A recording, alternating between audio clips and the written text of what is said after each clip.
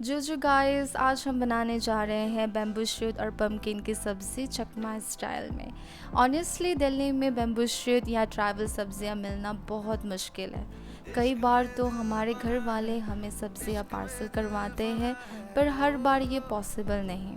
But thanks to some north eastern shop जो हमारे लिए ट्राइबल सब्जियां इतनी दूर से लेकर आते हैं, थोड़े ज़्यादा पैसे देकर ही क्यों नहीं, पर गाँव वाली सब्ज़ी पाकर घर वाली फीलिंग आती है।